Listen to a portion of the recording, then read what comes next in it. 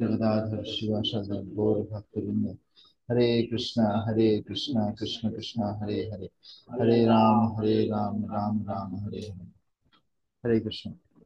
তো কালকে যেহেতু রামনবমী আছে, তো সেজন্য আমি হচ্ছে যে শ্রী শ্রীমৎ রাধানাথ সাই মহারাজের একটা স্পেশাল লেকচার আছে রামনবমীর পর। তার থেকে 25টা শিক্ষা আছে, 25 লেসন্স, এটা রামায়ণ থেকে আমরা পাই। তার উপরে আমরা আজকে আলোচনা করবো। ঠিক আছে, এতে অনেক কিছু আমরা শিখতে পারবো।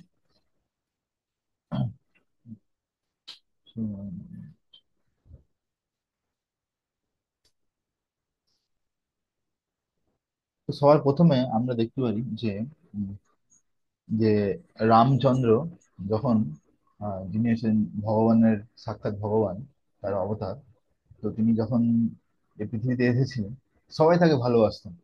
ভগবানের একটা গুণ হচ্ছেন, তিনি হচ্ছেন ইংলিশে বলে অল অ্যাট্রাকটিভ, সবাইকে আকর্ষণ করে নিজের তরফ। ঠিক আছে, কেউ তার শত্রু হতে পারে না, ভগবান এত সুন্দর হয়। তো সেরকম ভাবে যতজন দশরথের যে পত্নীরা ছিল, সবাই রামচন্দ্রকে কিন্তু খুবই ভালোবাসত। শুধু কৌশল্য ভালোবাসতেন না, বাকি সবাই ভালোবাসত। হ্যাঁ, ইভেন দেখতে পারি যে ভরত এর যে মা, যে যার নাম ছিল কৈকেয়ী, সে তার নিজের ছেলেকে যত না ভালোবাসতো, তার থেকে বেশি ভালোবাসতো কাকে? রামচন্দ্রকে। ঠিক আছে, ইভেন যখন দশরথ মহারাজ দেখে যে আমার এখন বয়স হয়েছে, এবার আমি চলে যাব, আহ, কি বলে, একটু ধর্মকর্ম করব, এবার আমার ছেলেকে রামচন্দ্র অনেক ভালো আছে, লাইক আছে, রাজা হওয়ার যোগ্য, সবাই ওকে সাপোর্ট করে, সবাই চায় ও রাজা হোক, তখন ওকে রাজা করবো। যখন এরকম ঘোষণা করে, তখন সব থেকে বেশি খুশি হয় কইকেই, সব থেকে বেশি খুশি হয়। যে সে কি করে, সব বিভিন্ন তার পার্শ্বদেরকে সোনা দানা সব দান করতে থাকে, দান করতে থাকে। ঠিক আছে, তাহলে তাহলে আমরা এদিকে হঠাৎ করে দেখি যে হঠাৎ করে কি হয়ে গেল, যে সে এরকম ভাবে মানে একরকম নাটক করলো, যাতে দশরথ মহারাজ রামচন্দ্রকে জঙ্গলে পাঠাতে বাধ্য হয়ে গেল। হ্যাঁ না, আমরা দেখি আসলে কি, তো এখানে এখানে আমরা যদি দেখি তাহলে আমরা বুঝতে পারবো আসলে কি হয়েছিল। সেটা হচ্ছে যে খারাপ সঙ্গের যে প্রভাব, সেটা এখানে আমরা দেখতে পাই। তো কৈকেয়ীর সঙ্গে তার যে দাসী ছিল, যে যার নাম ছিল মন্থরা, তো সে মন্থরা কি করতো, এসে কৈকেয়ীকে বিভিন্ন রকম ভাবে কুমন্ত্রণা দিত। কুমন্ত্রণা যেমন কি, আসলে মন্থরা যে ছিল তাকে অনেকে বলতো এ কুঁজো, কুঁজো বুড়ি, এরকম করে অনেকে বলতো, কেন এরকম করে কুঁজো হয়ে হয়ে চলে। আর দিয়ে সে তখন কি বলতো, আমি কৈকেয়ীকে বলে দেবো, তোমাদেরকে রাজমহল থেকে বার করে দেবো। ঠিক আছে, তো তখন সে দেখছে যদি এখন রামচন্দ্র রাজা হয়ে যায়, তাহলে তো কৈকেয়ীর আরো কোনো ভ্যালুই থাকবে না। তখন তো আমি আর কাউকে এটা বলতে পারবো না, তখন আমারও কোনো ভ্যালু থাকবে না। সেই জন্য কোনোভাবে হোক কৈকেয়ীর পজিশনটাকে বাঁচাতে হবে আমার। তো সে কি করলো, কৈকেয়ীকে গিয়ে বিভিন্ন রকম ভাবে বোঝাতে শুরু করলো যে আরে, তোমার ছেলে রাজা হতে পারছে না, রাম রাজা হচ্ছে, তুমি তোমার ছেলেদেরকে দাসের মতন সেবা করতে হবে, আর তোমরা হচ্ছে যে সব দাসী হয়ে যাবে। এরকম ভাবে বিভিন্ন রকম কুমন্ত্রণা দিতে হবে। হ্যাঁ, তো এরকম ভাবে এই যে খারাপ সঙ্গ তার প্রভাবে পড়ে কৈকেয়ী এমন কিছু নাটক করলো, যাতে দশরথ মহারাজ রামচন্দ্রকে জঙ্গলে পাঠাতে বাধ্য হলো। ঠিক আছে, তো এইটাই হচ্ছে যে সেই জন্য আমাদেরকে বুঝতে হবে যে আমাদেরকে কখনো উম, খারাপ সঙ্গ, খারাপ সঙ্গ বা খারাপ ব্যক্তিদের সঙ্গ করা উচিত নয়। আমরা ভক্তি জীবনে আছি, সেরকম আমরা ধরুন ভালোভাবে ভক্তি চলছে, ঠিক আছে, কিন্তু আমরা যদি কার সঙ্গে মিশবো কার সঙ্গে না মিশবো এটা যদি না বুঝে শুনে আমরা যা সবার সঙ্গে যদি বেশি ঘনিষ্ঠ হয়ে যায়, তখন আমরা অনেক সময় কি হয়, আমাদের পতন হতে পারে। ঠিক আছে, তো সেই জন্য আমাদেরকে খুব সাবধানে থাকা উচিত ভক্তিতে। ওকে, নাহলে আমাদের এরকম হবে। সেকেন্ড সেকেন্ড পয়েন্ট হচ্ছে, আমরা রামচন্দ্রের জীবন থেকে দেখতে পাই যে যখন তাকে যখন তাকে বলল যে এবার তোমাদেরকে আহ রাজ্য ছেড়ে জঙ্গলে চলে যেতে হবে, সেখানে আমরা দেখতে পাই যে অলরেডি ঘোষণা হয়ে গেছিল, ঘোষণা হয়ে গেছিল যে রামচন্দ্রের পট্টাভিষেক হবে। ঠিক আছে, রাজ্যাভিষেক হবে। ঠিক আছে, কিন্তু তাহলে ভাবুন যে গোটা অযোধ্যা নগরীতে কতটা আনন্দের বাতাবরণ। সেইখানে তার পরের দিন কেউ ভাবতেও পারে যে এরকম তাদেরকে কথা শুনতে হবে, যে তোমাদেরকে জঙ্গলে চলে যেতে হবে। ঠিক আছে, তো সে যখন রামচন্দ্র শুনলেন যে তাকে জঙ্গলে যেতে হবে, সে কিন্তু একটু কোনো দ্বিধাবোধ করেন। সঙ্গে সঙ্গে রাজি হয়ে গেল, সঙ্গে সঙ্গে রাজি হয়ে গেল। এবার তার সঙ্গে সঙ্গে তার তার প্রিয় ভাই লক্ষণ, সে দেখছে যে আমার তো রামচন্দ্র ছাড়া আমার কোনো গতি নেই, আমি জীবনে আর কিছু থাকতে পারবো না ছেড়ে। হ্যাঁ, যেমন সব জায়গায় দেখুন, যেমন কৃষ্ণ বলরাম, হ্যাঁ, চৈতন্য নিত্যানন্দ, রাম লক্ষ্মণ, এই দুজন একসাথে আলাদা থাকতে পারে না, সবসময় একসঙ্গে। ঠিক আছে, তো সেই জন্যে তার সঙ্গে সঙ্গে লক্ষ্মণ গিয়ে এসে গেল। আর যেই দেখছে যে আম, রামচন্দ্র চলে যাচ্ছে, তারপরে লক্ষ্মণও চলে যাচ্ছে, তখন তার যে ধর্মপত্নী সীতা, সে কি করলো, তার স্বামীর সঙ্গে তার একই পথে অবলম্বন করে বেরিয়ে পড়লো জঙ্গলে। ঠিক আছে, তো এর থেকে আমরা বুঝতে পারি যে, ইংলিশে পয়েন্টটা পড়ছি তারপর আমি বুঝাচ্ছি। Lord Ram was willing to become the king as a service to Maharaj Dasharath. যখন রামচন্দ্র যখন রামচন্দ্র আসছিলেন, মানে রাজা হতে যাচ্ছিলেন, সিংহাসনে বসতে যাচ্ছিলেন, তখন তিনি ভেবেছিলেন যে এটা একটা দশরথ মহারাজের সেবা হিসাবে, দশরথ মহারাজের একটা সেবা হিসাবে এটা করতে যাচ্ছিলেন। কিন্তু তারপরে যখন দেখলেন যে দশরথ মহারাজই তাকে বলছে তুমি জঙ্গলে চলে যাও, তখন সে কিন্তু বললো না যে বাবা, তুমি আমাকে কালকে খুব বললে রাজা বানাবে, আর আজকে আমাকে জঙ্গলে পাঠিয়ে দিচ্ছে কেন, এরকম বললো না কিন্তু। ঠিক আছে, সঙ্গে সঙ্গে চলে গেল, ভাবলো এটাও একটা সেবা। তো এর থেকে আমাদের বুঝতে পারি যে attachment two service, not to the position. সেবার প্রতি আসক্তি ঠিক ভালো, কিন্তু পোস্ট পজিশনের প্রতি আসক্তি ভালো না। বুঝতে পেরেছেন? যদি আমরা পোস্ট পজিশনের প্রতি আসক্তি থেকে যাই, তাহলে আমরা সেবাই করতে পারবো না। ধরুন আমাকে বললো যে সোমদেব প্রভু তুমি গোসেবার ইনচার্জ, গোশালার ইনচার্জ। ঠিক আছে, না আমি গোশালার ইনচার্জের এই পজিশনটা দিয়ে ধরে আমি খুব বেশি আসক্ত হয়ে গেলাম। ঠিক আছে, তারপরে দুদিন পরে ধরে বললো যে অন্য কাউকে ইনচার্জ বানাবো, আমি আর ইনচার্জ নয়। তখন যদি আমি যদি বেশি আসক্ত হয়ে যাই, তখন আমি আর অন্য কোনো সেবা করতেই পারবো না। বুঝতে পেরেছেন? সেই জন্য আমাদেরকে সবসময় দেখা উচিত যে প্রত্যেকটা সেবা অ্যাবসলিউট প্ল্যাটফর্মে আছে, একটা সমান স্তরে আছে, কোনোটা ছোট নয় কোনোটা বড় নয়, সবগুলোই ভগবানের সেবা। আর যখন যেই সেবাটা প্রয়োজন হবে, যেভাবে গুরু পরম্পরা থেকে আমাদেরকে বলবে, আমাদের উচিত সেটাকে মেনে নেওয়া, সেই সেবাতে আগে যাওয়া। সেটাতে তাহলে কি হবে, তাহলে আমরা সমস্ত সেবা ঠিকভাবে করতে পারবো।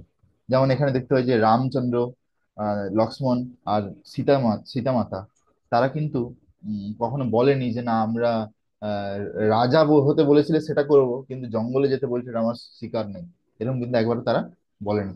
যেটা বলেছে সেটাকে সেবা হিসেবে তারা মেনে নিয়েছে। ওকে, তো এরপরে, yes, তো এতে 3 নাম্বার যে আমরা লেসন এখান থেকে পেতে পারি, সেটা হচ্ছে mission mission of life should be to vanquish the demoniac tendencies in our heart. তো আমরা আমরা দেখতে পাই যে উম, যে রামচন্দ্র যখন রামচন্দ্র আর লক্ষ্মণ যখন জাস্ট 10-12 বছর বয়স হয়েছিল, 10-12 বছর বয়স হয়েছিল, মানে বা- বালক থেকে কৌমারের দিকে যাচ্ছিল, কৌমার। সেই সময় হঠাৎ করে একদিন দশরথের রাজ্যে একজন মুনি মুনি ঋষি আসেন। তার নাম কি ছিল? তার নাম ছিল বিশ্বামিত্র। ঠিক আছে, আর দশরথ মহারাজের যে রাজসভা, সেখানে একটা মুনি ঋষি আসেন, তার নাম হচ্ছে বিশ্বামিত্র। তো এসে দশরথ মহারাজ তো, তখনকার দিনে কিরকম হতো, মুনি ঋষি আসলে নিজের সিংহাসন ছেড়ে দিয়ে তাকে বসাতো, দিয়ে রাজা একদম ডাইরেক্ট জল দিয়ে এর পা ধোয়াতো, যে সেই জল খেত আর মাথায় দিত, এরকম সম্মান করতো। তো সেরকম করে নিয়েছে অলরেডি। দিয়ে বলছে মুনি এবার বলুন আপনার কি সেবা করতে হবে। বলছে আমি এই অমুক একটা আশ্রম আছে, ওখানে আমি যাগযজ্ঞ করি ভগবান বিষ্ণুর জন্য, কিন্তু কিছু রাক্ষস আছে, তারকা রাক্ষসী, আরো কিছু কিছু রাক্ষসী আছে, রাক্ষস, তারা কি করে, আমি যখনই যজ্ঞ করবো এসে সেখানে পুঁজ, মাংস, হাড্ডি ফেলে নোংরা করে দেয়, যজ্ঞ পণ্ড করে দেয়। আর ওরা এত শক্তিশালী যে ব্রাহ্মণদের একটা ব্রহ্ম শক্তি আছে, যে কাউকে অভিশাপ দিয়ে দিলেই মরে যাবে সঙ্গে সঙ্গে, তাতেও মরছে না, তাতেও মরছে না। সেই জন্য আমি চাই যে আপনার যে এই দুজন সুপুত্র আছে, রাম আর লক্ষ্মণ, এদেরকে দিয়ে দিন। এরা আমার সঙ্গে যাবে, আমি এদেরকে ধনুষ বাণের শিক্ষাও দেবো, তার সঙ্গে ওরা এদেরকে মারতে পারবে, আমার পুরোপুরি বিশ্বাস আছে। ঠিক আছে, তো দিয়ে তখন তো দশরথ মহারাজ রাম লক্ষ্মণের প্রতি তো খুবই আসক্ত।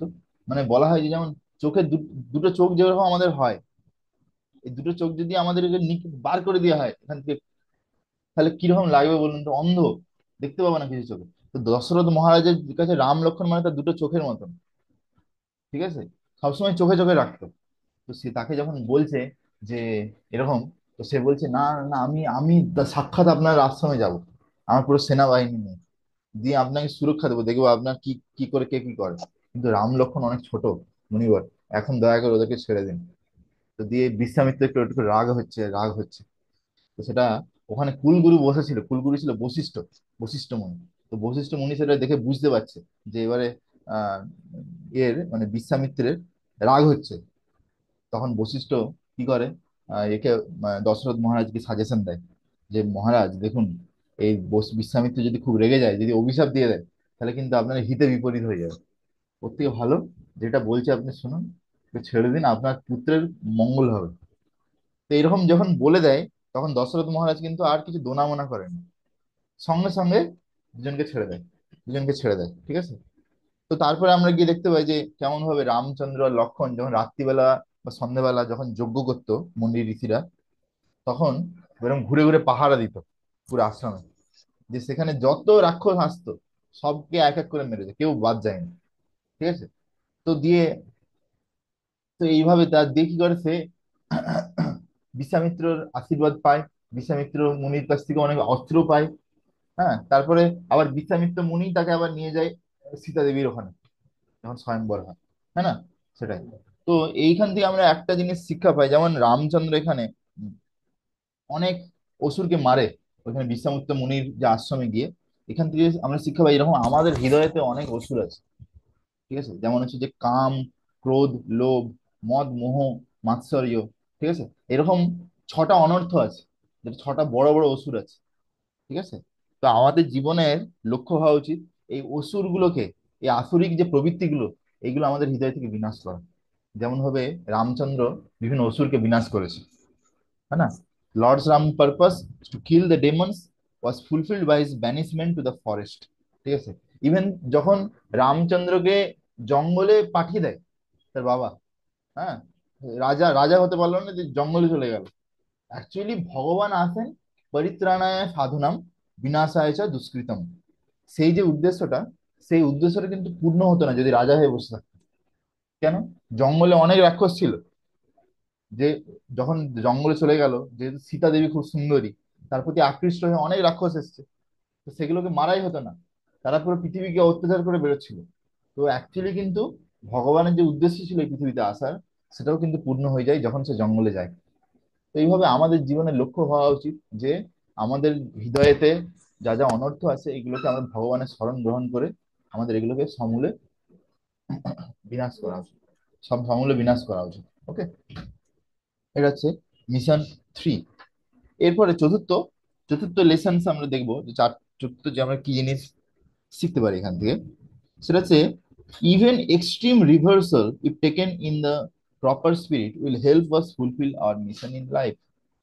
দেখুন আমরা দেখতে পারি যে রামচন্দ্র আহ, কত রামচন্দ্র সীতামাতা আর লক্ষ্মণ কত কষ্ট করে, কত কষ্ট করে, কত খারাপ সিচুয়েশনের মধ্যে দিয়ে যায়। আপনি যদি কৃষ্ণ লীলা দেখেন, তাতে কত সুন্দর, আনন্দে আনন্দ। আর রামচন্দ্র লীলা যদি দেখেন আপনি কাঁদতে থাকবেন, রামচন্দ্রের লীলা যদি আপনি দেখেন লিটারালি কাঁদতে থাকবেন, বলবেন এটা কি হচ্ছে। ও শুরু থেকে শেষ পর্যন্ত কান্নাই কান্না, ঠিক আছে। তো তাহলে এই আমরা তাহলে ভাবতে পারি যে এত এত কষ্ট কিসের জন্য। তো এর থেকে আমরা কি শিখতে পারি? তো এই আমরা ইভেন দেখি যে যেমন প্রহ্লাদ মহারাজ মতো যে ভক্ত ছিল, একজন মহান ভক্ত, সেও কিন্তু তার যতদিন তার বাবা ছিল ততদিন পর্যন্ত সে অনেক কষ্ট দিয়েছে তাকে, ছোটবেলা থেকে। হ্যাঁ, তো সেখান থেকে আমরা বুঝতে পারি যে ইভেন এক্সট্রিম রিভার্সাল যদি খুব খারাপ থেকে খারাপ পরিস্থিতি আসে, হ্যাঁ, if taken in proper spirit will help us fulfil our mission in life, যদি আমরা এটাকে ঠিকঠাক চোখে দেখি। যেমন কুন্তী মহারানী বলেছে যে আহ, ভগবান এই বিপদের পরিস্থিতি আমাদের সময় যখন ছিল, ওটাই আমাদের জন্য ভালো ছিল, কেন ওই সময় আপনি আমাদের সঙ্গে ছিলেন। এখন আমাদের যখন সুখের সময় এসে গেছে, আপনি আমাদেরকে ছেড়ে চলে যাচ্ছেন, তাহলে এরকম সুখে আমার কি প্রয়োজন, তাই না? তো এই এই যে কুন্তী মহারানী যেই চোখে দেখছে জিনিসটাকে, সেরকম ভাবে যদি আমরা দেখতে পারি, তাহলে আমরা বুঝতে পারবো যে অ্যাকচুয়ালি আমরা যখন ভালো সময় চলে আমরা কত ভগবানকে ডাকি, কত ভগবানকে মনে করি, কিন্তু যখন খারাপ সময় আসে তখন আমরা উঠতে বসতে ভগবানকে মনে করি, অ্যাটলিস্ট ভক্তরা, ঠিক আছে। কেননা তখন মনে হয় যে ভগবানের কৃপা ছাড়া আর কোনো আমাদের গতি নেই। নগতি কুততি। তো সেই জন্য আমাদেরকে সেরকম ভাবে আমাদের জীবনে যখনই কোনো খারাপ সিচুয়েশন আসে, তখন আমাদেরকে এটা ভগবানের কৃপা হিসেবে দেখা উচিত, যে হয়তো ভগবান চাইছে আমরা আরো বেশি করে তার শরণাগতি গ্রহণ করি, সেই জন্য এরকম সিচুয়েশন আমাদেরকে দিচ্ছে। হ্যাঁ। তো যেমন বলা যায় একটা উদাহরণ দিয়ে, যে এই পৃথিবীতে কোনো জিনিসকে যদি আপনি উপরের দিকে ফেলে দেন, সেটা আবার নিচের দিকে পড়বে। এটাকে বলে ইংলিশে গ্র্যাভিটি। নিউটন নিউটন বসেছিল মাথার উপর, আপেল পড়ে গেছে, সেটা দেখে সে আবিষ্কার করেছিল। তো বলছে এই যে গ্র্যাভিটি, কোনো জিনিসকে উপরে ফেললে নিচে থেকে পড়ে যায়, এটা শুধু পৃথিবীর মধ্যেই কাজ করে। পৃথিবীর বাইরে বেরোলে এটা কিন্তু কাজ করে না। ঠিক আছে। পৃথিবীর বাইরে যখন কেউ বেরোয়, সায়েন্টিস্টরা, তারা যদি এরকম করে একটা আপেলকে বাইরে ফেঁকে দেয়, সে ওইখানে গিয়ে আটকে যাবে, আর নিচে নামবে না। ঠিক আছে। তো সেই রকম ভাবে আমরা যতক্ষণ পর্যন্ত ভৌতিক চেতনাতে আছি, মেটেরিয়াল কনসাসনেস ইংলিশে, বাংলাতে যেটা বলে ভৌতিক চেতনা, ততক্ষণ পর্যন্ত আমরা বিভিন্ন রকম দুঃখ কষ্ট অনুভব করতে থাকবো। ঠিক আছে। মাত্রা স্পর্শস্তু কন্তেয় শীতোষ্ণ সুখ দুঃখদা। বুঝতে পেরেছেন? কিন্তু যদি কেউ এই ভৌতিক যে চেতনা, এর থেকে ঊর্ধ্বে উঠে যেতে পারে, একবার আধ্যাত্মিক চেতনায় পৌঁছে যেতে পারে, তাহলে কিন্তু তারা এসব কোনো কষ্ট অনুভব হবে না। ঠিক আছে। এসব কষ্ট তাকে কিছু করতেই পারবে না। হ্যাঁ। যেমন এই যে পরশুদিন শ্রী শ্রীমৎ জয়পতাকা স্বামী মহারাজের ব্যাস পুজো। তো শ্রী শ্রীমৎ জয়পতাকা স্বামী মহারাজ এর কত রকম কষ্ট আছে, যদি দেখেন, কত রকম অপারেশন, শারীরিক চ্যালেঞ্জ। হ্যাঁ না? যেমন হচ্ছে যে আমি জিবিসি সেবার সময় মায়াপুরে গিয়েছিলাম, গিয়ে প্রায় 15-20 দিন ছিলাম। তখন দেখছিলাম যে মহারাজকে যখন মিটিং এ আনা হতো, তখন প্রায় 10-15 জন ওনার সেবক আছে, সবাই মিলে ধরে আনে। ঠিক আছে, হুইল চেয়ারে বসে, দিয়ে হুইল চেয়ারে করে উপরে উঠিয়ে আনতে হয়। দিয়ে যখন আহ আহ, কপ কপ এসে ঘর ঘর করে, তখন সার্ভেন্টরা মুখের কাছে কাপড় ধরে দিয়ে কপ বার করে দেয়। এরকম অনেক কিছু ভাবে ওনাকে করতে হয়। তবু কিন্তু ওনার জিবিসি সেবা, গুরুর সেবা, মায়ের মায়াপুরকে মেনটেন করার একটা সেবা, ওনার গুরু ভাইদেরকে পালন করার সেবা, নিজের শিষ্যদেরকে মেনটেন করার প্রতি একটা সেবা, নিজের সাধনা, ক্লাস দেওয়া, প্রচার করা, কিছু বাদ যায়নি। ভাবুন কি কি করছে। তো এইটা হচ্ছে তফাৎ, যে ভৌতিক চেতনা আর আধ্যাত্মিক চেতনা। ঠিক আছে। তো যতক্ষণ পর্যন্ত আমরা আধ্যাত্মিক চেতনাতে না পৌঁছাতে পারছি, ভৌতিক চেতনার মধ্যে আছি, ততক্ষণ পর্যন্ত আমাদেরকে এইসব জিনিস হতে থাকে। আর যখন আমরা আধ্যাত্মিক চেতনায় পৌঁছে যাব, আধ্যাত্মিক স্তরে, তখন কিন্তু এইসব কিছু করতে পারবে না। যেমন আমি উদাহরণ দিলাম, যে এই এই পৃথিবীর মধ্যে কোনো জিনিসকে উপরে ফেললে নিচে নামে পড়ে যাবে, আপনার মাথার উপরেই পড়বে। কিন্তু আপনি যদি বাইরে চলে যান, তখন সেটা কিন্তু আর হবে না। ঠিক আছে। তো সেই জন্য আমাদেরকে খুব ভালোভাবে ভক্তি করা উচিত। এই ভক্তি, এই যে হরে কৃষ্ণ মহামন্ত্র জপ, বা এই আমাদের যে সাধনা ভক্তি, এর মধ্যে এত ক্ষমতা আছে, যে এই ভক্তি ধীরে ধীরে ধীরে ধীরে আমাদেরকে 3টে গুণের উপরে নিয়ে যেতে পারে। ঠিক আছে। 3টে গুণের উপরে যখন আমরা উঠতে পারবো, তখন আমাদের কিন্তু শরীরে যদি যত কষ্ট আসবে, তবু কিন্তু আমাদের ভক্তি কখনো আটকাবে না। বুঝতে পেরেছেন? তো এটা একটা শিক্ষা নেওয়ার আছে। তো ইভেন আমরা দেখি যে আপনি দেখুন যে আহ, লক্ষ্মণ, রামচন্দ্র সাক্ষাৎ ভগবান। হ্যাঁ। লক্ষ্মণ দেখুন, সে কত কষ্ট করেছে। হ্যাঁ, যদি লক্ষ্মণও ভগবান, বলরাম তত্ত্ব, সংকর্ষণ, লক্ষ্মণকে কি করতো রামচন্দ্র প্রত্যেকদিন বলতো, ভাই ভাইয়া এলো সেপ লেলো, আপেল, আপেল বা অন্য কিছু একটা ফল দিত, এরকম দিয়ে দিতেন, হাতে নিয়ে নিল। খেতে বলেনি কিন্তু, বলছে, লেলো। মানে খালো না বলেনি, বলছে লেলো। তো ভাবছে আমাকে খেতে তো বলেনি, আমি কি করে খাবো। সে যতদিন বনবাস ছিল, সে কিন্তু কিছুই খায়নি। যতগুলো ফল দিয়েছিল, সব যেহেতু খেতে বলেনি, বলছে রাখো, খেতে বলেনি, ওই জন্য সে একটা জায়গায় রেখে দিত তাকে। দিয়ে লাস্টে একদিন যখন এরকম জিজ্ঞাসা করে, তখন বলে লক্ষ্মণ যে তুমি তো আমাকে অনেক ফল দিয়েছো, কিন্তু কোনোটা খেতে বলোনি, আমাকে শুধু রাখতে বলেছিল। সেজন্য সেজন্য আমি ওগুলো একটাও কিন্তু খাইনি। এই দেখো, এখানে একটা পাহাড় হয়ে গেছে এই বনেতে, এখানে এসে সব ফলগুলো এখনো পর্যন্ত আছে। ঠিক আছে। তো তো তাহলে দেখুন যে সে সারা রাত্রি ঘুমাতো না লক্ষ্মণ, যতদিন বনবাসে ছিল। রাম রাম আর সীতা ঘুমাতো, তাদেরকে পাহারা দেওয়ার জন্য লক্ষ্মণ জেগে থাকতো, ঘুরতো এরকম করে। ঠিক আছে। তারপরে যখন অপহরণ হয়ে গেল, তারপরে তো রামেরই ঘুম নেই, রামেরই চোখ থেকে ঘুম বেরিয়ে গেছে, তারপরে আর কি ঘুমাবে লক্ষ্মণ। তারপরে আর কি হলো, তারপরে সেতু বাঁধলো, আবার লঙ্কায় গেল, সেখানে যুদ্ধ করতে যাচ্ছে, সেখানে আরে ঘুম নেই। মানে ভাবুন যে যতদিন বনবাস, একটু কোনো ঘুমায়নি, একটু কোনো খায়নি, কত তপস্যা করেছে। কিন্তু যেহেতু তার রামচন্দ্রের প্রতি এত ভালোবাসা, এত ভক্তি, তার জন্য সে এই এইসব তার কিছু যায় আসে না, এসব কষ্ট। ঠিক আছে, এসব কষ্ট কিছু যায় আসে না। হুম। এরকম অনেক অনেক উদাহরণ আছে, এরকম অনেক অনেক উদাহরণ আছে। হ্যাঁ, যেমন আমি জয়প্রকাশ স্বামী মহারাজের উদাহরণ দিলাম, যে কিভাবে তিনি হচ্ছে যে যেহেতু আধ্যাত্মিক স্তরে পৌঁছে গেছেন, তো সেই জন্যে উম, তাকে এইখানে কিছু এফেক্ট করতে পারে না। Okay? তো এরপরে আমরা দেখতে পারি আরেকটা লেসন এখান থেকে, 5 নম্বর লেসন। আমরা আমাদের জীবনে প্রত্যেক মুহূর্তে দুটো অপশন আমাদের কাছে আছে, একটা হয় রাম, নাহলে হচ্ছে আরাম। ঠিক আছে, হয় রামকে পেতে পারি নাহলে আরাম পেতে পারি, দুটো একসাথে হবে না। রাম আর আরাম, টেস্ট ফর এভরিওয়ান, সবার জন্য এটা পরীক্ষা। ঠিক আছে, যেমন আহ, কি বলে, citizens of Ayodhya wanted to go with Lord Ram to the forest and live behind all the comforts আরাম অফ দ্য সিটি অযোধ্যা। যখন রামচন্দ্র, লক্ষ্মণ আর সীতামাতা, তারা তাদের রাজকীয় বস্ত্র ত্যাগ করে, পরিত্যাগ করে, যে বিভিন্ন গাছের ছাল বাকল পরে যখন একটা রথে করে বেরিয়ে যাচ্ছিল, বলছিল রথে যাবে না, বলছিল যে হেঁটেই যাবে। কিন্তু তখন মন্ত্রী টন্ত্রীরা বললো, দেখুন আপনারা যদি হেঁটে যান, আপনাদের কেউ যেতে দেবে না। ঠিক আছে, সবাই আটকে দিবে, কিন্তু রথে বসলে আমি রথটা ভাগিয়ে অ্যাটলিস্ট সরজু নদীটা পার করে দেবো। সরজু নদী পর্যন্ত আপনাকে কেউ ছাড়বে না। যে নদীটা যদি আপনি একবার চলে যান, নদী পার করে যান, তারপরে আপনাকে অনেকে আটকাতে পারে, আর কেউ আটকাতে পারবে না। ওই পর্যন্ত অ্যাটলিস্ট আপনি রথে চলুন। এরকম অনুনয় বিনয় করে ভগবান। তো তো দিয়ে তখন তারা যখন 3 জন রথে উঠে যায়, যে রথ তখন পুরো অযোধ্যাবাসী একদম রামচন্দ্রের রথের পিছনে দৌড়ে আসে, কেউ চাকা ধরছে, হ্যাঁ, কেউ ভগবানের হাত ধরছে, কান্না করছে, হ্যাঁ, কেউ ভগবানের ঘোড়াকে ধরছে। মানে ঠিক সেরকম অবস্থা যেরকম যখন কৃষ্ণ বলরামকে অক্রূর বৃন্দাবন থেকে মথুরা নিয়ে যাচ্ছে, তখন যেরকম সিন হয়েছিল, সেরকমই অবস্থা এখানেও হয়। এখানেও হয় অযোধ্যাতে, যখন রাম লক্ষ্মণ সীতাকে নিয়ে যায় বনে ছেড়ে দেওয়ার জন্য। ঠিক আছে, তখন কিন্তু সব মানে অযোধ্যাবাসী বলছিল যে আমরা তোমার সঙ্গে চলে যাবো জঙ্গলে, আমরা এখানে থাকবো না। কেন, তুমি যদি এখানে না থাকো তাহলে আমাদের এখানে থেকে কি লাভ আছে? এখানে আমরা এখানে থেকে কোনো লাভ নেই। আমরা এখানে অযোধ্যার সুখ শান্তি আমার চাইনি, যেখানে রাম আছে সেখানে আমাদের সবকিছু আছে। এরকম তারা বলছিল। ভাবুন যে অযোধ্যাবাসীদের ভক্তি কোন স্তরে আছে। হ্যাঁ না? তো সেই জন্য আমাদেরকে বুঝতে হবে যে আমরা যদি এই ভৌতিক জগতে এসে সবসময় আরাম করতে চাই, তাহলে হয়তো আমাদের ভক্তিতে যেটা লাভ করতে চাইছি সেটা আমরা লাভ করতে পারবো না। ঠিক আছে, আর দ্বিতীয় দ্বিতীয় পয়েন্টে, যদি আমরা ভক্তিতে ভগবানকে পেতে চাই, তাহলে অনেক সময় আমাদের কষ্ট করতে হবে, কিন্তু সেটা আমাদেরকে স্বীকার করতে হবে। অনেক সময় কষ্ট হতে পারে, কিন্তু সেই কষ্টটা আমাদেরকে স্বীকার করতে হবে। ঠিক আছে, যেটা হয়তো আমাদের মনের জন্য, শরীরের জন্য খুব ভালো নয়, আমাদের মন চাইবে না, শরীর চাইবে না, কিন্তু সেটা স্বীকার করতে হবে, নাহলে আমরা ভগবানকে পেতে পারবো না। সেটাই অযোধ্যাবাসীর উদাহরণ থেকে আমরা দেখতে পাচ্ছি। ঠিক আছে, ইভেন ইভেন যখন রামচন্দ্র পৌঁছে গেল, রথটা কোথায় পৌঁছে গেল? থর্জ নদীর তীরে, যে সেখানে দেখছি সব অযোধ্যাবাসী চলে এসেছে।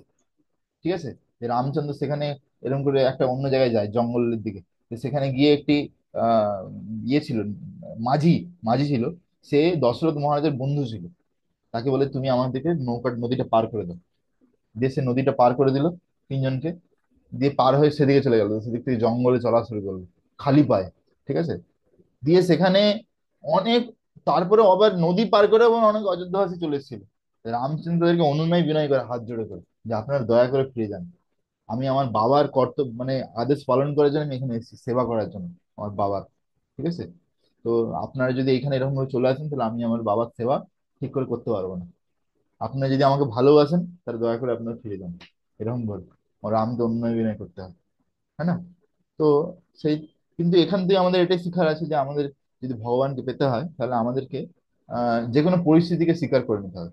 সেটা খারাপ পরিস্থিতি হোক, কঠিন পরিস্থিতি হোক, হ্যাঁ, বা যত হয়তো আমাদের শরীরের জন্য খুব সুখকর হবে না, কিন্তু তবুও সেটা আমাদেরকে স্বীকার করতে হবে।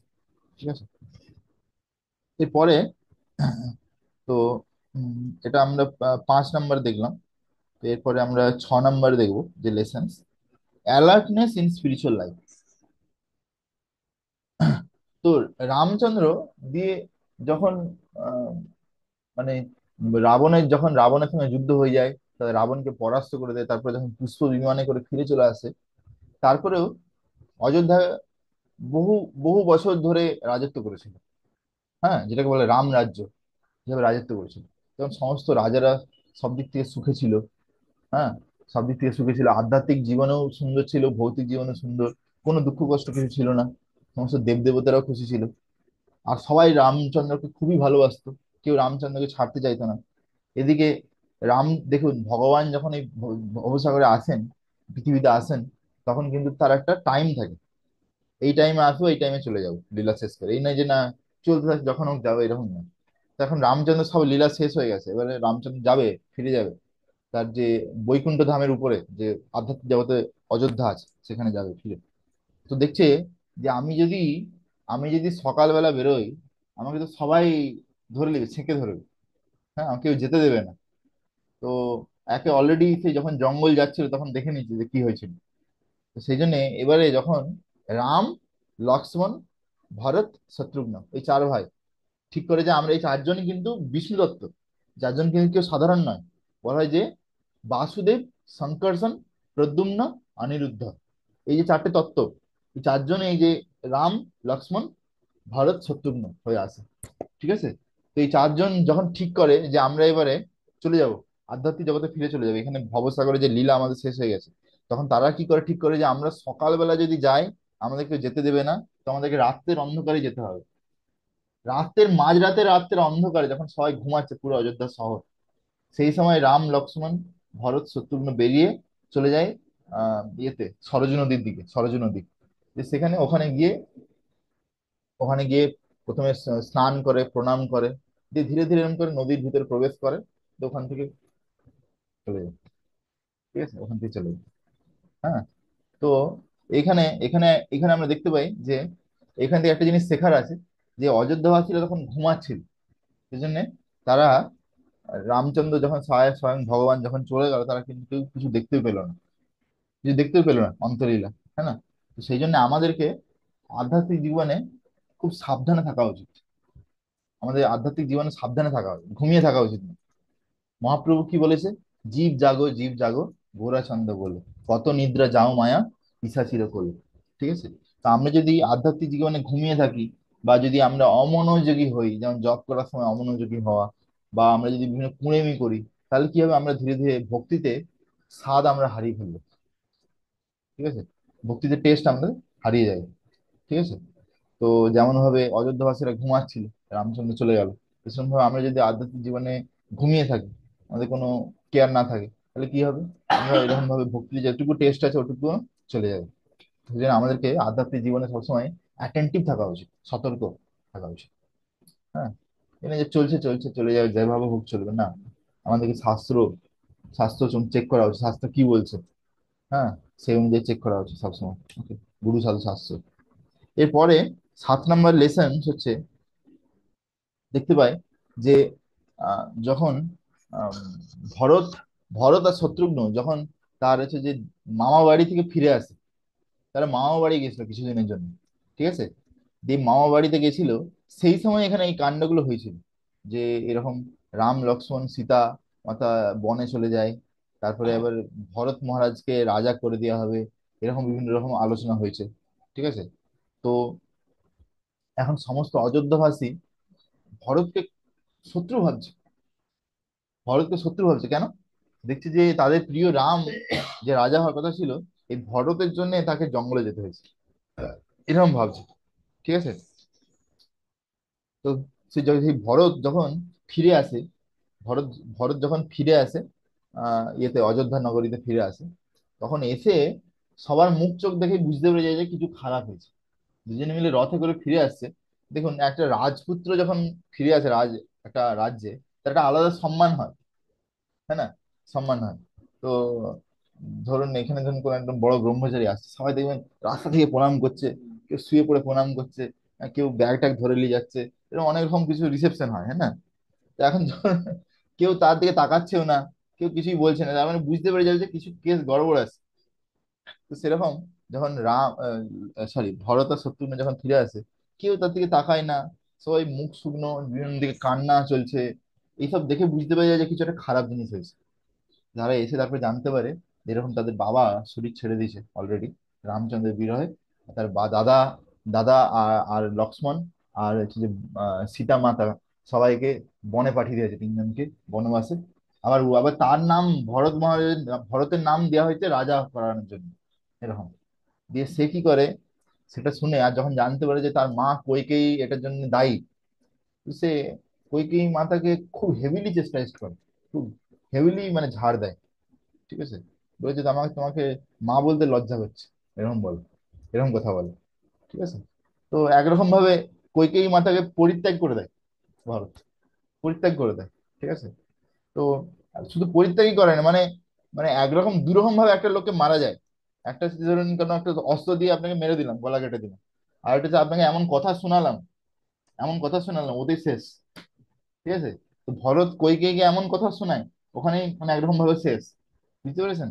তো সেরকম ভাবে সাধু সাধু ব্যক্তি যারা হয়, সাধু সন্ন্যাসী, তারা অনেক সময় আমাদেরকে বিভিন্ন রকম কথা শোনাতে পারে, কষ্ট দিতে পারে।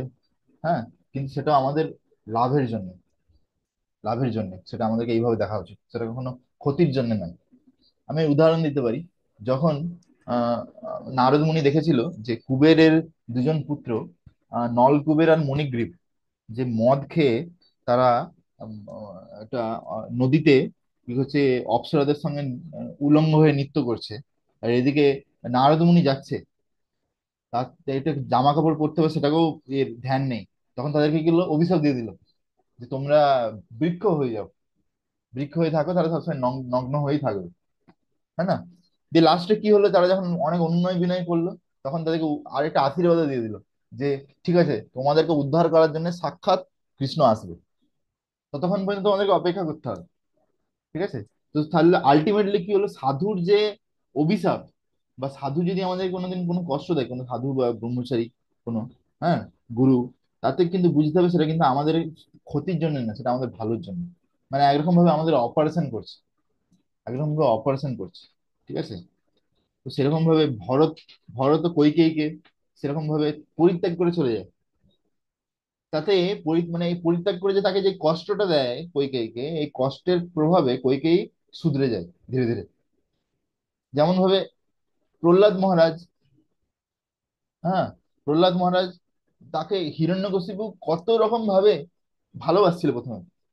আর প্রহ্লাদ মহারাজ কিন্তু যে ভালোবাসা চক্করে পড়ে কখনো বলেনি না ওম হিরণ্যকশিপু নমঃ, এরকম কোনোদিন বলেনি। বলছে ওম নারায়ণায় নমঃ। কত শ্লোক বলছে, কত রকম ভাবে ঝেড়েছে। মানে প্রহ্লাদ মহারাজ ঝেড়েছে মানে খুব খারাপ ভাবে নাই, মানে সুন্দর কথাই ছেড়ে দিয়েছে তার বাবাকে। কি করেছে বলেছে, বলছে প্রহ্লাদ বলো তো, তুমি তোমার গুরুর কাছ থেকে কি ভালো জিনিস শিখেছো। বলেছে আহ তৎসাধু মন্যে সুরবর্জ দেহিনাম সদা সমুদ্বিগ্ন ধিয়াম অসগ্রহাৎ হিত্বাত্ম পাতম গৃহ অন্ধকূপম বনম গত ইয়াত হরিমাশ্রয়ে। ঠিক আছে, যে আহ এই শরীর ধারণ করে যে সমস্ত ব্যক্তিরা জড় শরীরে ধারণ করে বসে আছে, হ্যাঁ, সে- ও ও অসুর শ্রেষ্ঠ, আহ, আপনি এই শরীরটা ধারণ করে আছেন, এটা হচ্ছে যে অসৎ গ্রহাত, এটা হচ্ছে একটা অসৎ জিনিস, এই শরীরটা সৎ না, এটা অসৎ। ঠিক আছে, শুরু করে যেতে হবে। সবার সমুদ্বিগ্ন, এই শরীরে থাকা মানে সবসময় আপনাকে উদ্বিগ্ন, বিভিন্ন চিন্তা টেনশন আপনাকে সবসময় জড়িয়ে ধরবে। ঠিক আছে, তারপরে কি বলছে, হিতমাত্ম পাতম গৃহ অন্ধকূপম, যারা ভাবছে যে ইন্দ্রিয় তৃপ্তি তাদের জীবনের লক্ষ্য, তারা এই ঘরের যে অন্ধকুয়া, এটাই তাদের সব জায়গা ভেবে নিচ্ছে, এটাই আমার সাথে সবকিছু। হ্যাঁ, তো সেই জন্য বলছে যদি আপনি দয়া করে এখান থেকে বেরোতে চান, আপনি বনে যান। বনে গিয়ে কি করুন, হরি আশ্রয় ইতিহাস, হরির আশ্রয় গ্রহণ করুন। মানে হিরণ্যকশিপুর এই কথাটা শুনতে কিরকম লাগছিল ভাবুন দেখি। ঠিক আছে, একরকম ভাবে ধুয়ে দিল, একটা কথাই ধুয়ে দিল হিরণ্যকশিপুর। হ্যাঁ, তারপরে কি বলছে, মতির না কৃষ্ণে পরত শতভা। ঠিক আছে, বলছে এইরকম আপনার মতন ব্যক্তি যাদের কৃষ্ণের প্রতি কোনো মতি নেই, মতির না কৃষ্ণে পরত শতভা, আর বাকি সব জিনিসে মতি আছে।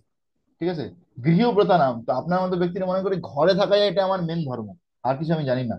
অন্ধ যত অন্ধ উপনীয় মানব, আপনি নিজে অন্ধ, আবার 10 জনকে আবার রাস্তা দেখাচ্ছেন উল্টে। ওদেরকে আপনি নিজে যাচ্ছেন অন্ধ কুয়ার মধ্যে ডুবতে, আবার অন্য লোককে যাদেরকে নিয়ে যাচ্ছেন ওরাও ডুবতে যাচ্ছে। মানে কিরকম কিরকম ভাবে ঝাড়ে প্রহ্লাদ মহারাজ। লাস্টে কি বলে, শ্রবণম কীর্তনম বিষ্ণু স্মরণম পাদ সেবনম অর্চনম বন্দনম দাস্যম সাক্ষ্যম আত্মনিবেদন। হ্যাঁ, এত কিছু বলে দিচ্ছি, এবার আপনি আরেকটা কথা বলে দিচ্ছি। আপনি এই নববিধা ভক্তি পালন করুন, তাহলে উদ্ধার হবে, নাহলে কোনো উদ্ধারের রাস্তা নেই। আর বিষ্ণুর ভক্তি করুন ব্যাস।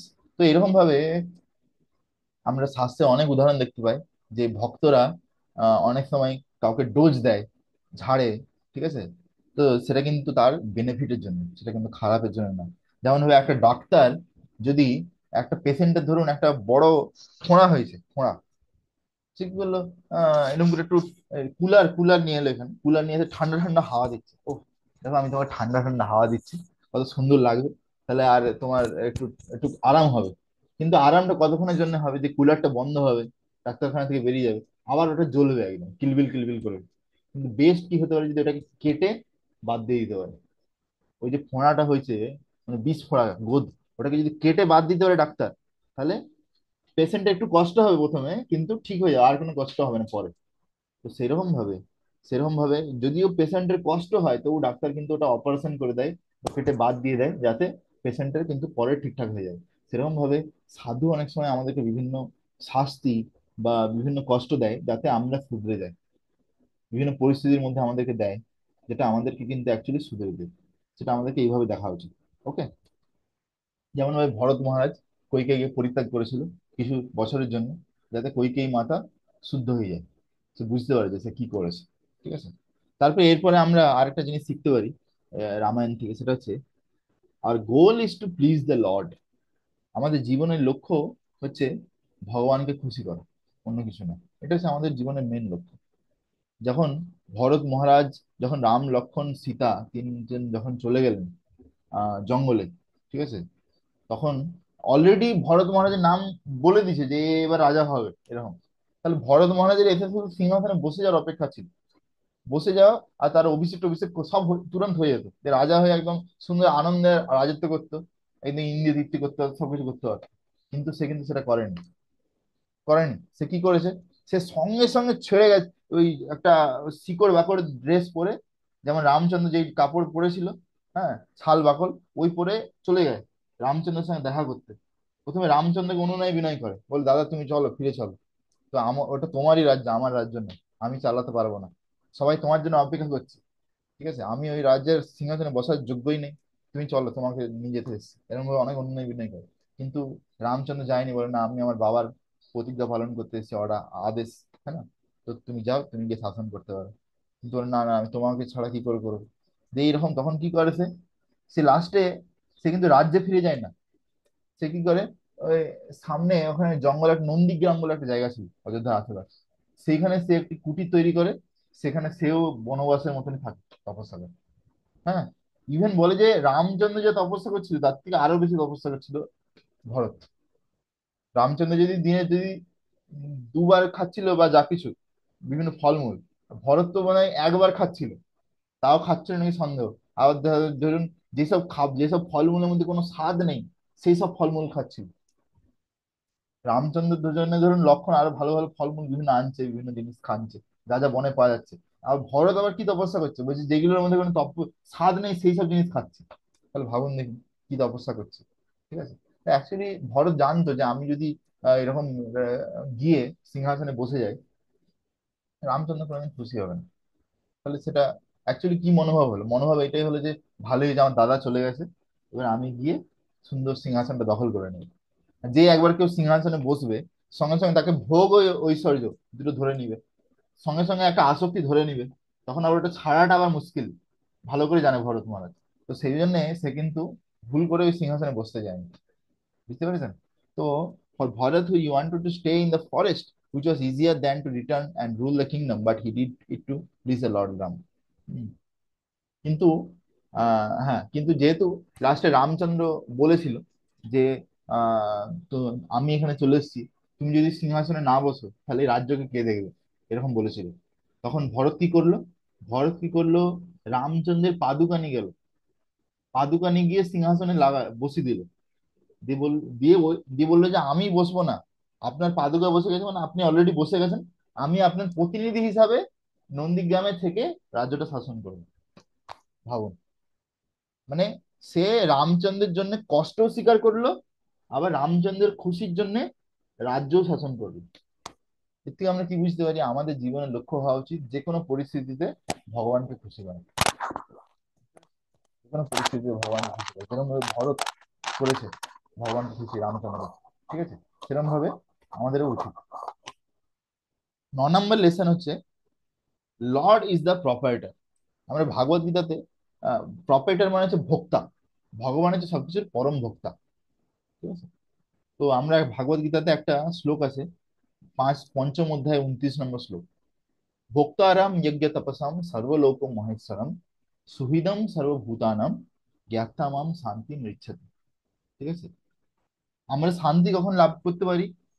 ভাগবত গীতা অনুযায়ী আমরা যদি এই শ্লোকটা পুরোপুরি বুঝে যাই, যে ভোক্তা রাম, সমস্ত ভোক্তাদের মধ্যে মেন ভোক্তা, আসল ভোক্তা যাকে বলে ভোক্তা রাম, কে? ভগবান শ্রীকৃষ্ণ। ভগবান শ্রীকৃষ্ণ হচ্ছে আসল ভোক্তা। সেটা যদি আমরা বুঝে যাই, সর্বলোক মহেশ্বরম, সমস্ত লোক সবকিছুর, পুরো ব্রহ্মাণ্ড সৃষ্টি সবকিছুর মালিক হচ্ছে তিনি। হ্যাঁ, ভোক্তারাম যজ্ঞ তপসাম, শুধু শুধু জিনিসপত্র নয়, যত যজ্ঞ হচ্ছে, যত তপস্যা হচ্ছে, সবকিছুর ভোক্তা হচ্ছে তিনি। ঠিক আছে? এটা যদি আমরা বুঝে যাই, সর্বলোক মহেশ্বরম, সমস্ত লোকের ঈশ্বর তিনি মহেশ্বর। মহেশ্বর মানে এখানে শিব বলছে না, তিনি সমস্ত ঈশ্বরের ঈশ্বর, তিনি হচ্ছেন ভগবান শ্রীকৃষ্ণ। হ্যাঁ, সুহৃদম সর্বভূতানাম, তিনি সমস্ত জীবের সুহৃদ, সর্বভূতানাম জ্ঞাতামাম শান্তি মিচ্ছতি। যে জীবাত্মা এই জিনিসটা বুঝে যায়, সে আসল শান্তি লাভ করে। বুঝা গেছে প্রভু? হ্যাঁ, বুঝা গেছে। তো এরকম ভাবে ভরত মহারাজ কিন্তু এটা জানতো যে আসল ভোক্তা কে। আসল ভোক্তা হচ্ছে রাম, আমি ভোক্তা নয়। ঠিক আছে? তো সেই জন্য ভরত মহারাজ কি করলো? Bharat Maharaj was ruling the kingdom on lord Ram's behalf by keeping the পাদুকাস অন দ্য থ্রোন। সেই জন্য তিনি একটি যখন আদেশ এলো যে তোমাকে শাসন করতে হবে, ডাইরেক্ট একদম রামচন্দ্রের মুখ থেকে আদেশ এসে গেল, তখন সে কি করলো? বলছে ঠিক আছে আমি শাসন করব, কিন্তু আমি এই সিংহাসনে বসবো না। ওখানে তোমার চরণ পাদুকা দাও, মাথায় করে নিয়ে এলো, দিয়ে সিংহাসনে রাখলো, দিয়ে ওই চরণ পাদুকাকে ডেলি পুজো করতো, ডেলি চরণ পাদুকাকে পুজো করতো। হ্যাঁ, দিয়ে যেমন চরণ পাদুকা বসে যেন সাক্ষাৎ রামচন্দ্র তার প্রতিনিধি হিসাবে ভরত শাসন করছিল। একটা সাধু সন্ন্যাসীর মতন ছাল বাকল ড্রেস পরে, হ্যাঁ, নন্দীগ্রামের থেকে কন্দমূল খেয়ে শাসন করতো ভগবান। ঠিক আছে? তো মানে literally lord Ram's behalf by keeping the পাদুকাস, উই আর অনলি কেয়ারটেকার্স। তো এর থেকে আমরা বুঝতে পারি যে আমরা এই ভৌতিক জগতে যা কিছু পেয়েছি, এগুলো শুধু আমরা কেয়ারটেকার। কেয়ারটেকার মানে আমাকে আমাকে এটা বলা হয়েছে এটা পালন করার জন্য, বাংলা ভাষায়। ইংলিশে বলে কেয়ারটেকার। হ্যাঁ, যদি বলে ধরুন এই একটা টিভি দেওয়া হয়েছে, এই একটা ওয়াশিং মেশিন, একটা ফ্রিজ, বলে এই দেখো তুমি এই তিনটে জিনিসের দায়িত্ব আমি তোমাকে দিচ্ছি, এটা ঠিকঠাক করে দেখবে। মানে ইংলিশ বলে ও he is the caretaker of this three machine. হ্যাঁ, পালন করার জন্য। তো সেরকম ভাবে এই ভৌতিক জগতে যা কিছু জিনিস আছে, সেগুলো কোনোটাই আমাদের নয়, সেগুলো সবকিছু ভগবানের। আমাদেরকে শুধু কিছুক্ষণের জন্য সেগুলো পালন করার জন্য দেওয়া হয়। যেমন এই যে ল্যাপটপটা, এটা আগে অন্য কারো ছিল, এখন আমার কাছে আছে, পরে হয়তো আবার অন্য কারো কাছে চলে যাবে। ঠিক আছে? কিছুদিনের জন্য এটা আমি পালন করছি। ভক্তরা লিখে দেখবেন, in care of আইসিও, in care of, হ্যাঁ, ইওর সার্ভেন্ট অমুক দাস। ঠিক আছে? এরকম ভাবে লিখে। তো সেটা আমাদেরকে বুঝতে হবে যে he is the real proprietor, ভগবান হচ্ছে সবকিছুর আসল মালিক। He can give and take away, তিনি সে কোনো কিছু দিতেও পারেন, আবার কোনো কিছু নিয়েও নিতে পারেন। The caretaker acts according to the will of the owner. তো সেই জন্য যারা কোনো কিছু পালন করছে, পালন করছে মানে তাকে দায়িত্ব দেওয়া হয়েছে পালন করার জন্য, সে কিন্তু মালিকের ইচ্ছা অনুযায়ী পালন করে, নিজের ইচ্ছা মতো করে না। ঠিক আছে? যদি ধরুন আহ অনেক বড় লোক ঘরে দেখবেন যে তাদের হচ্ছে যে বাবা বড় বিজনেসম্যান, আর মা কোনো ধরুন বড় কলেজের প্রিন্সিপাল, ছেলে মেয়েদেরকে তো দেখার ঘরে কেউ নেই, কাজের লোক রেখেছে ঘরে। হ্যাঁ, ওদেরকে ইংলিশ বলে কেয়ারটেকার, কাজের লোক। কাজের লোক কিন্তু ঘরে আছে ছেলে মেয়েদেরকে পালন করার জন্য, তার মানে কিন্তু সে তার নিজের ইচ্ছা মতো কিন্তু তাকে পালন করতে পারবে না।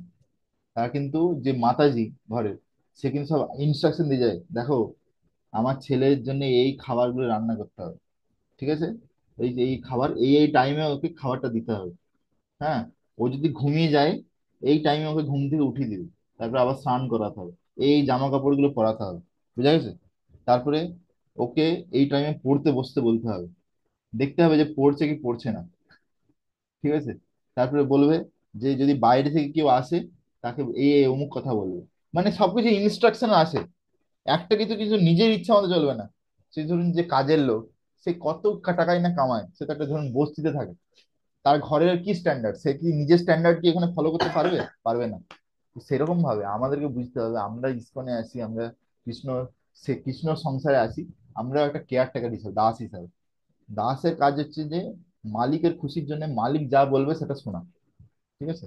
আর আর আর যদি এটা তো আমরা তখনই ভালোভাবে করতে পারবো যখন আমরা এটা বুঝতে পারবো যে কৃষ্ণ সবকিছুর ভোক্তা আর কৃষ্ণ সবকিছুর মালিক। তখন আমরা এটা ভালো করে করতে পারবো। ঠিক আছে। এরপরে আমরা 10 নম্বর লেসন এর থেকে আমরা যেটা শিখতে পারি রামায়ণ থেকে, সেটা হচ্ছে যে anybody can make a show off greatness. হ্যাঁ, যে কোনো লোক, হ্যাঁ যে কোনো লোক বাইরে থেকে খুব মহান হওয়ার একটা টুপি পরতে পারে, আমি খুব মহান হয়ে গেছি। যেমন একটা উদাহরণ দিচ্ছি, সেই উদাহরণটা হচ্ছে যে উম, যখন শূর্পণখা যখন শূর্পণখা খুব সুন্দরী একজন রমণী সেজে, যখন রাম লক্ষ্মণ ওখানে জঙ্গলে একটা কুটির তৈরি করে, যে সীতা মা আসে, তিনজনে থাকা শুরু করে ওখানে। তো তখন কি হয়, ওখানে ঘুরতে ঘুরতে একদিন শূর্পণখা এসে হাজির হয়। দূর থেকে দেখে যে রাম লক্ষ্মণ দেখতে খুবই সুন্দর, এরকম দেখতে সুন্দর পুরুষ কোনোদিন দেখেনি।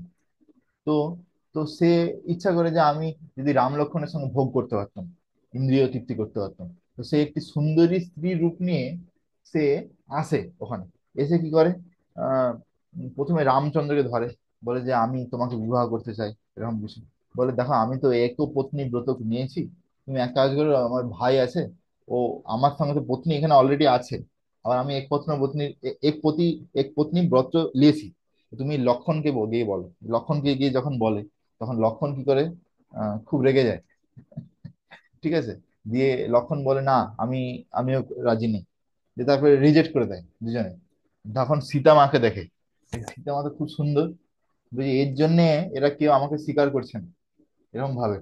দিয়ে তখন সে কি করে, সীতা মাকে আক্রমণ করতে যায়। দিয়ে তখন রামচন্দ্র বলে লক্ষ্মণ, দেখো ওকে দেখে নাও। সঙ্গে সঙ্গে লক্ষ্মণ গিয়ে কি করে, একটা ছুরি নিয়ে নাকটা কেটে দেয়। ঠিক আছে, শূর্পণখা যে নাকটা কেটে দেয়, সঙ্গে সঙ্গে তার যে আসল রূপ সেটা বেরিয়ে যায়। ঠিক আছে। এই রাক্ষসী, সে যে আসল রূপ, বড় বড় নখ, শূর্পণখা মানে কি, যার বড় বড় নখ। ঠিক আছে। আজকালকার দিনের মহিলাদের দেখা যায় এরকম বড় বড় নখ, হ্যাঁ না? তো এই সব শূর্পণখার ক্যাটাগরিতে পড়ে যাচ্ছে। বুঝতে পেরেছেন? যা যারা দেবতা বা বৈষ্ণবী হবে তাদের কোনো বড় বড় নখ থাকবে না। ঠিক আছে।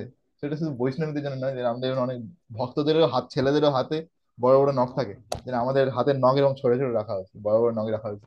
আর আমরা শূর্পণখার ক্যাটাগরিতে পড়ে যাবো। তো যেই লক্ষণ গিয়ে শূর্পণখার নাকটা কেটে দেয়, সঙ্গে সঙ্গে তার আসল রূপটা বেরিয়ে যায়। ঠিক আছে।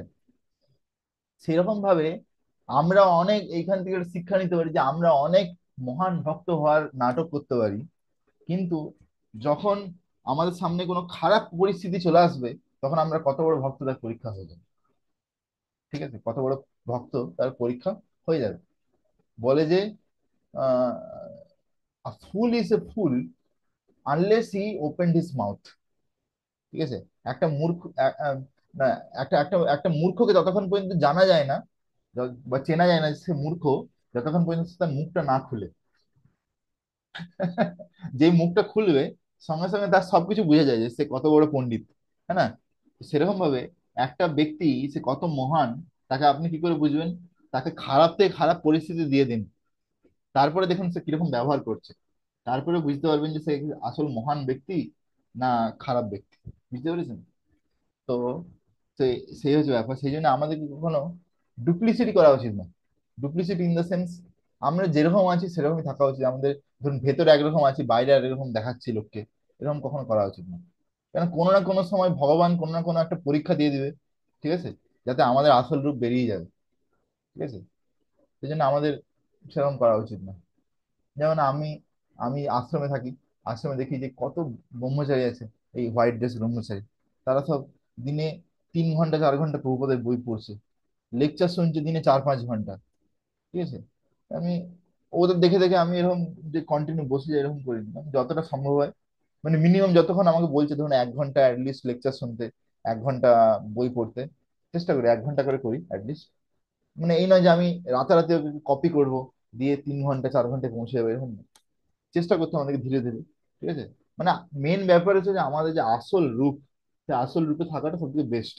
আমরা যদি এখন নিচের স্তরে আছি আর আমরা দেখাচ্ছি অনেক বড় ভক্ত হয়ে গেছি, ঠিক আছে, কিন্তু তখন কি হবে, বেশিক্ষণ ওটা থাকবে না। তখন কি হবে, যখন কোনো খারাপ পরিস্থিতি আসবে, তখন কি হবে, তখন ধীরে ধীরে ওটা বেরিয়ে যাবে। ওকে, তার থেকে ভালো আমরা বরঞ্চ যদি ভক্তদের সেবা করি। হুম।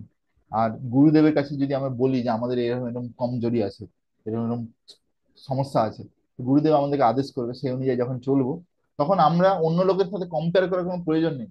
আমরা এটুকু ভাবতে পারি যে আমরা গুরুদেবের আদেশ পালন করছি, আমরা সফলতা গ্যারেন্টি। ঠিক আছে। তো এইভাবে আমাদেরকে জেনুইন ভাবে থাকা উচিত। হুম। যদি আমরা ধরুন আহ, কনিষ্ঠ অধিকারী স্তরে আছি, তা আমাদেরকে এরকম দেখানো উচিত না যে আমরা একদম উত্তম অধিকারী হয়ে গেছি শুদ্ধ। ঠিক আছে। তো আমাদের কনিষ্ঠ অধিকারী থাকি, যে সেখানে থেকে আমাদের চেষ্টা করি যে আমাদের যে খারাপ জিনিসগুলো আছে সেগুলো থেকে কি করে বেরোনো যায়, সেটা অনেক ভালো। ঠিক আছে। সেটা হচ্ছে ব্যাপার। তো এরপরে আরেকটা শিক্ষা আছে, এখানে অনেকগুলো আছে, আমি যতগুলো হয় করবো। Bhakti can not be achieved by, এটা 11 নম্বর শিক্ষা। Bhakti can not be achieved by deception. যেমন এখানে বলছে, Ravan wanted to kidnap Sita by deception but he gets Maya Sita. বলছে চিটিং করে ভক্তি পাওয়া যায় না। যেমন সীতা মাতা যে সাক্ষাৎ ভক্তি দেবীর স্বরূপ, ঠিক আছে, তাকে রাবণ কি করে, বিভিন্ন রকম ভাবে চিটিং করে তাকে পাওয়ার চেষ্টা করে। সাধুর বেশ ধারণ করে, দেখি বলে ভবত ভিক্ষাং দেহি মাতে, এরকম ভাবে বলে। দিয়ে তারপরে যেই এ, এ, লক্ষ্মণ রেখাটা বেরিয়ে চলে আসার সঙ্গে সঙ্গে ধরে নিয়ে চলে যায়, নিজের রূপ ধারণ করে, হ্যাঁ না। কিন্তু এখানে আমরা যদি রামায়ণ পড়ি আমরা বুঝতে পারবো যে যখন আহ রাবণ সীতাকে ধরে হাত ধরে নিয়ে যায়, তখন কিন্তু একটা ওখানে আগুন জ্বলছিল খুব জোর, লক্ষ্মণ রেখা। ঠিক আছে। বলে যে সে আগুনটা মানে হচ্ছে অগ্নিদেব ছিল, অগ্নিদেব। সে অগ্নিদেব আসল সীতাকে ওখানে লুকিয়ে দেয়, আর দিয়ে মায়া সীতাকে ওখানে দিয়ে দেয়, মায়া সীতা। ঠিক আছে। মায়া সীতা মানে সীতা দেবীর একটা ছায়া, একটা ছায়া, সেটা আসল সীতা নয়। ঠিক আছে। তো সেইখান থেকে আমরা বুঝতে পারি তাহলে রাবণ যেরকম চিটিং করেছে, সে কিন্তু আসল সীতাকে পায়ওনি। ঠিক আছে। তো সেরকম ভাবে, হ্যাঁ, তো সেরকম ভাবে এখানে কি greed and lust are never satiated, they lead to arrogance and envy. তো সেরকম ভাবে আমাদেরকেও যদি ভক্তিতে, আমাদের যদি ভক্তি পেতে হয়, ভক্তিতে যদি আসল সফলতা পেতে হয়, আমাদেরকে চিটিং করে কোনো কাজ হবে না। ঠিক আছে। আমাদের, হ্যাঁ, আমাদের আমাদের ভিতরে এখনো অনেক কাম ক্রোধ লোভ অনেক কিছু আছে। তো সেইগুলো কি করতে হবে, আমাদেরকে আমাদের ভগবানের কাছে কনফেস করতে হবে, ভগবানের কাছে বলতে হবে, প্রার্থনা করতে হবে। ঠিক আছে। হ্যাঁ। যে বিষয় ছাড়িয়ে কবে শুদ্ধ হবে মন, কবে আমি হেরাবো শ্রী বৃন্দাবন। ঠিক আছে। এরকম ভাবে আচার্যরা প্রার্থনা করে, মানে আচার্যরা অলরেডি বলে দিচ্ছে আমার ভিতরে হৃদয়ে বিষয় বাসনা এখন ভরে ভরে আছে। তারা কিন্তু এরকম দেখাচ্ছে না যে না আমি বিশাল কিছু হয়ে গেছে, যদি তারা অনেক উচ্চ স্তরে আছে। ঠিক আছে। তো সেরকম ভাবে আমাদেরকে কিন্তু ভক্তি যদি পেতে হয়, তাহলে আমাদেরকে কিন্তু বাইরে থেকে কিছু দেখাবো বা আমি কোনো একটা চিটিং প্রসেস করবো, এরকম ভাবে কিন্তু কিছু হবে না। ঠিক আছে। তাহলে আমরা কিন্তু ভক্তি পাওয়ার জায়গায় অন্যই কিছু পেয়ে যাবো, অন্যই কিছু পেয়ে যাবো। ঠিক আছে। যেমন যেমন ধরে যে বলে যে কেউ যদি শুদ্ধ নাম জপ করে, তাহলে সে কি পাবে, কৃষ্ণ প্রেম পাবে। আর কেউ যদি অপরাধযুক্ত নাম জপ করে তাহলে কি পাবে, সে, আমি শুনেছি যে অপরাধযুক্ত নাম জপ করলে সেটা পুণ্য কর্মের মধ্যে পড়ে যায়, পুণ্যকর্ম হয়ে যাবে, প্রচুর বেশি পুণ্যকর্ম। তো সে হয়তো ভাবছিল যে মৃত্যুর পরে আমি স্বর্গ যাব, গোলক যাব। সে গোলকে যাওয়ার জায়গায় সে উল্টে স্বর্গলোক চলে যাবে। যে স্বর্গলোকে গিয়ে কত বছর ধরে ভোগ বাসনা করবে। ঠিক আছে। তারপরে আবার যেই তার অ্যাকাউন্ট শেষ হয়ে যাবে, আবার ক্ষীণে খুনে মত্ত লোকে এই এই ভবসাগরে আবার পড়ে যাবে, দেখে নিতে আবার কি কি হবে, তাই না। ওকে। তো সে হচ্ছে ব্যাপার, সেই জন্য আমাদেরকে আহ ভক্তিতে আমাদেরকে সিরিয়াস হওয়া উচিত। আর আমাদের কখনো আহ, মানে যা হোক করে খারাপ ভাবে কোনোভাবে আমাদেরকে আগে এগোনো উচিত নয়। ওকে। সৎভাবে আমাদের সবসময় চলা উচিত। আছে, আমি এই 4:10 পর্যন্ত করে দিচ্ছি, শেষ করে দেব। ঠিক আছে। এরপরে আরেকটা 12 নম্বর পয়েন্ট হচ্ছে, attachment can create traps and make us suffer. হ্যাঁ। তো যেমন ভাবে আমরা দেখি যে যখন আহ সীতা মাতা যখন জঙ্গলের মধ্যে ছিলেন, হঠাৎ করে একদিন দেখেন যে একটা সোনার হরিণ ঘুরছে, সোনার হরিণ ঘুরছে। হ্যাঁ। সোনালী রঙের হরিণ, খুব সুন্দর দেখতে, ঘুরছে। তো তখন রামচন্দ্রকে হঠাৎ করে দেখিয়ে বলে যে আমার এই হরিণটা চাই, তুমি এই হরিণটাকে ধরে আন, আমার এই হরিণটা খুব ভালো লাগছে, আমি এই হরিণটাকে ছাড়া বাঁচতে পারবো না। তখন রামচন্দ্র বলে যে সীতা, এইরকম হরিণ কোনোদিন হতে পারে না, এরকম সোনালী রঙের হরিণ কোনোদিন হয় না, এই 84 লক্ষ প্রজাতির মধ্যে পড়ে নাই, এই কোনো মায়াবী হবে, কেন এই একবার এইদিকে লাফাচ্ছে, আবার গায়েব হয়ে যাচ্ছে, আবার একটা ওইদিকে লাফাচ্ছে, এরকম ভাবে যাচ্ছে, এরকম হরিণ কোনোদিন হতেই পারে না। ঠিক আছে, কিন্তু তবুও সীতা শুনে না, তবু জেদ করে। ঠিক আছে, তখন কি হয়, যে লাস্টে সেই সেই হরিণ কি করে রামকে নিয়ে যায় অনেক দূর পর্যন্ত। তারপরে যখন রাম তাকে মেরে দেয়, বুঝতে পেরে যায় যে অসুর, তখন আবার এমন চিৎকার করে যে লক্ষ্মণ আসতে বাধ্য হয়, যে লাস্টে সীতাকে ধরে নিয়ে যায়, সীতা জালে পড়ে যায়, রাবণের যে জাল। ঠিক আছে, তো সেরকম ভাবে attachment can create traps and make us suffer. সেরকম ভাবে আমাদের যে বিভিন্ন আসক্তি ভৌতিক জগতে, সেইগুলো আমাদের জন্য এরকম ভাবে জাল হয়ে যেতে পারে, এই হরিণ হয়ে দাঁড়াতে পারে, বিভিন্ন আসক্তি।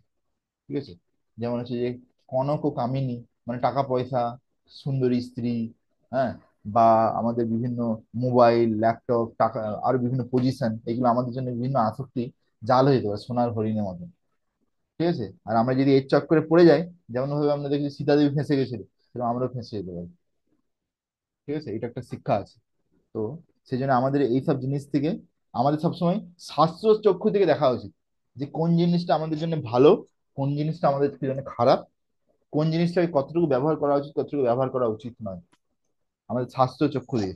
নাহলে যদি আমরা নিজেদের মনের কথা শুনতে থাকি, তাহলে আমরা এরকমই অবস্থা হবে। ঠিক আছে, আমরা গিয়ে জালে পড়ে যাব। যেমন যে একটা পোকামাকড় যখন আলোতে উড়তে থাকে, সে না, যখন মাকড়সার জালটাকে তার খুব ভালো লাগে দেখতে, কিন্তু সেই জালে গিয়ে কি হয়, জালের মধ্যে জড়িয়ে যায়। তো সেরকম ভাবে আমাদের অনেক কিছু জিনিস দেখতে ভালো লাগবে, কিন্তু সেগুলো কিন্তু আমাদের জন্য ঠিকঠাক নয়। ঠিক আছে, তো আমাদেরকে কিন্তু সেগুলোর থেকে সাবধান হতে হবে। এই জন্য আমাদেরকে গুরু সাধু শাস্ত্রের আশ্রয় গ্রহণ করতে হবে, তাদের কাছ থেকে শ্রবণ করতে হবে, তাহলে আমরা বুঝতে পারবো কোনটা আমাদের জন্য ঠিক, কোনটা আমাদের জন্য ঠিক না। ওকে, হরে কৃষ্ণ কৃষ্ণ কৃষ্ণ হরে হরে, হরে রাম রাম রাম হরে হরে। শ্রী রামচন্দ্র ভগবান কি জয়, শিলা প্রভুপাদ কি